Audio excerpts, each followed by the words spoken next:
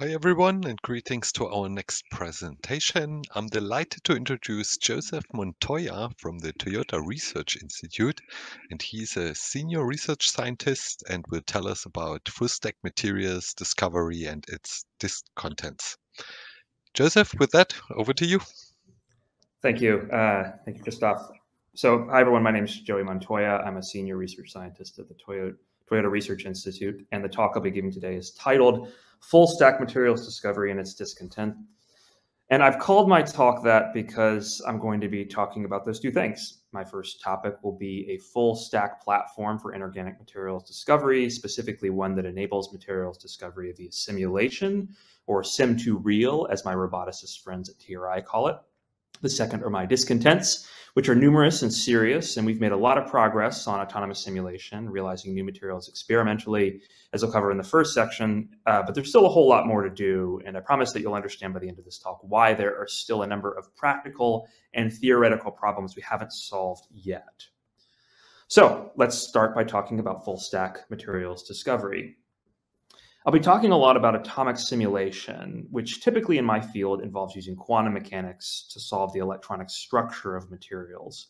Most of you probably know that quantum mechanics was formulated in the 1920s, and many of you might know that new methods in quantum mechanics involving density functional theory made electronic structure simulation tractable on computers. I don't want to give you a detailed history of that, but I do want to discuss the past 20 years, which have seen a significant advance in the practical use of quantum mechanics for solid and organic materials. Around 2000, a PhD student might have published their thesis on simulations of one crystal structure or 10 crystal structures, and indeed one of the first studies of lithium-ion battery materials, like the lithium cobalt oxide shown on the left here, involved simulations of 6 crystal structures to determine average voltage. That came out in 1997. 10 years ago, these calculations still weren't instantaneous, but they were fast enough that people started collecting the results in online databases and developing automation tools to manage the simulations. And this was necessary, for example, to analyze the phase diagram of lithium iron phosphate, shown in the center here, that's becoming more popular in battery manufacturing recently. Today, there are many online databases of these simulations, at least 3 very prominent ones in the US, where you can access simulation data on almost every crystal structure ever made in the lab, and even generate predicted discharge curves for batteries on the fly from cached datasets. Here's a visualization of the 96-dimensional phase diagram that one can construct from every material that's available in the Open Quantum Materials Database, or the OQMD, which I think really testifies to the scale of what we can do with DFT. So around 3 years ago, we thought that this process, which at this point we can do very efficiently and high throughput, would also be amenable to orchestration by AI, which is to say that we thought we could target materials properties to be discovered in the virtual world where we simulate crystals.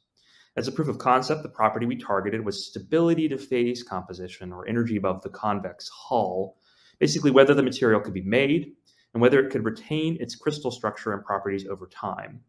This is the first property you have to target for any reasonable applied material, because if it can't be made in a stable phase initially, it's probably not going to be a particularly useful battery cathode or a catalyst, both of which we're obviously interested in using to power cars at Toyota. So the first thing we did was to set out to design AI agents for materials discovery. And we did this by designing an active learning process by which to benchmark how effective our AI agents were. We start by exposing our agent to the seed data, which in this case is a large data set of known materials from the International Crystal Structure Database, along with their computed formation energies and therefore stabilities. Then we want to know how quickly on a per crystal simulation basis the agent will discover new materials from a known but hypothetical data set from the Open Quantum Materials Database. So in our process, we added complexity incrementally to our agent. We first started with a simple neural network with a budget that includes choosing materials to be stable by that neural network's predictions and a fraction of the DFT budget devoted to random exploration, either 10% or 50%. Thankfully, our agents beat one-shot predictions by the machine learning algorithm, meaning that the sequential learning is valuable. When we tried more sophisticated machine learning algorithms like AdaBoost, which discovered materials more quickly initially but quickly saturated, confidence